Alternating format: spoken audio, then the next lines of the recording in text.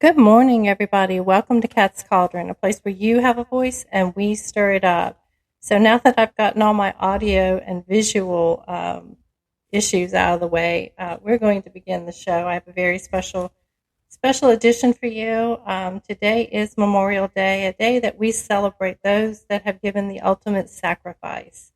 And I was having dinner with a neighbor, and they were showing me this article, and it is about the last survivor of the USS Arizona, and I would like to share that with you because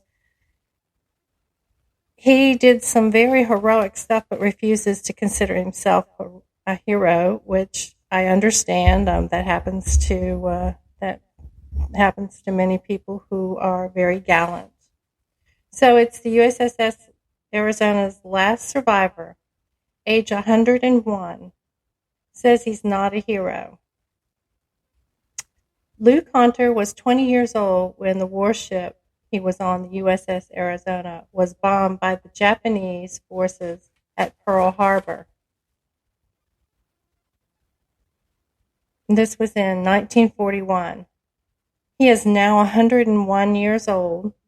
He's the last known survivor of the USS Arizona. He escaped the burning wreckage and helped crew members and crewmates, we call them shipmates in the Navy, but it's okay, crewmates, to safety. Just don't call him a hero. I believe he gets a little agitated with that. I consider the heroes the ones that gave their lives that never came home to their families, he said. They're the real heroes. USS Arizona's bombing was the deadliest of the attacks that day, killing 1,117 people. It accounted for nearly half of the 2,403 who died during Pearl Harbor. Conter was one of the 334 people assigned to the USS Arizona who survived. He became the last known survivor in April after his former crewmate Ken Potts died at 102 years old. The warship's ammunition storage exploded during the bombing. The USS Arizona was so badly damaged that it was left to sink instead of being repaired. Its ruins are still underwater and viewable from the USS Arizona Memorial, which was built to hover over the warship. Conter helped pull crewmates out of the burning ship. As we guided these men to safety, more often than not, their burned skin would come off on our hands. Conter wrote in his 2021 book, The Lou Conter Story. He often wondered why he made it out of the USS Arizona alive. God didn't want you to go that time, he said. He told himself, there's a lot more for you to do for your country. A month after Pearl Harbor, Conter went to flight school, working 12 to 14 hour days, kept his mind off the death and destruction he saw on the USS Arizona. It helped out a lot not to think about it, he said. He got his pilot wings in November of 1942, he said, and would be a part of a team that flew Black Cat aircraft overnight, doing bomb runs in the South Pacific. He said he was shot down twice, once in September of 1943 and a second time 3 months later. Both times, he used a lifeboat to get ashore. After World War II ended, he said he returned to California and signed up for the reserves. In the early 1950s, he served again in the Korean War. Conter returned from the Navy in 1967 as a lieutenant commander. He became a real estate developer in California, where he still lives.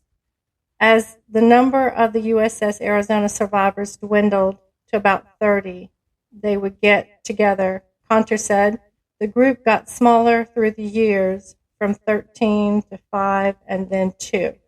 Now I'm the only one living, he said. Hunter said he didn't know Potts when they were on the USS Arizona, but they became friends decades later. He talked to Potts on the phone every 3 weeks, asking him how he was doing and whether he was eating well. Keeping your spirits up, Hunter would say. He is now on a new mission to go back to Pearl Harbor in December.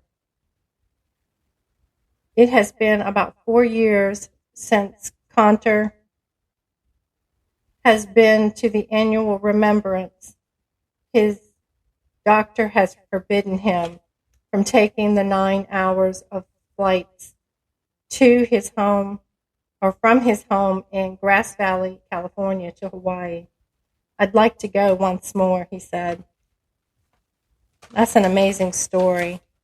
And then there's a picture of the USS Arizona as it's falling. Smoke can be seen rising from the battleship USS Arizona above as it sank during Japan's attack on Pearl Harbor on December the 7th, 1941.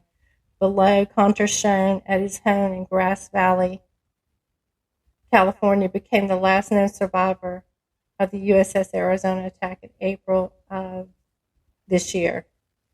So, yeah, it's an amazing, amazing story. Let me see if I can get you at least a visual. And like he said, he believes that the heroes are those that never made it home because they gave the ultimate sacrifice. So I'm going to stand this up. It will let me.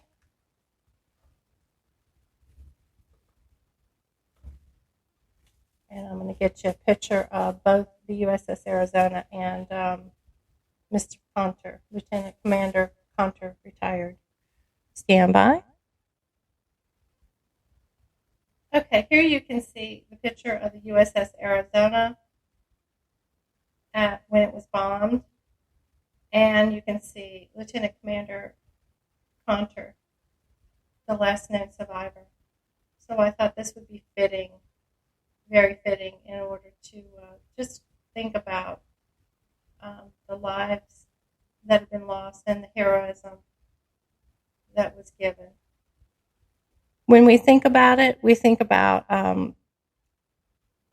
all of the people who didn't come home. I mean, there are many wars that we have been involved in and folks did not come home, but you know, every time I think about the USS Arizona and the ships that were bombed during Pearl Harbor, it really does sink in just how much and how many have given their lives for our country.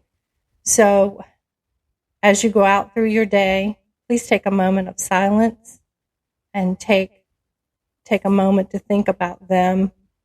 I know that it's a great time for you to gather with friends and family and enjoy the time off, but give a solemn moment for those that we have lost over the years and have given the ultimate sacrifice. And please think about their families because they've lost so much more in their lives. They suffer every time, daily, thinking about those that didn't come home and their loss and how much it's impacted their lives. So not only the serviceman suffers, but the family, the spouse, the children, their relatives, moms and dads, they suffer as well. So please just remember that this is a day of remembrance for those that have given the ultimate sacrifice. As always, that's my time with you. So you can reach me on www.spreaker.com. If you want to go directly to the link, it would be /user/1523370. But if you just go to Spreaker and you hit podcasts and you search for Cat's Cauldron, CATSCAULDRON, I pop right up. I'm on pretty much every platform. I'm on Spreaker, Anchor, Odyssey, Google Podcasts, iHeartRadio, Getter, Reddit, Spotify, TikTok, Instagram, Facebook, YouTube, and True Social. And if you can't find my podcast, email me. I'll email it to you, okay? That's catbullock007 All right, guys, always stay safe out there. Watch your back. Make sure that you're covering your six. And follow, subscribe. Tell a friend about our podcast so that we can grow. All right, love you guys. See you next time.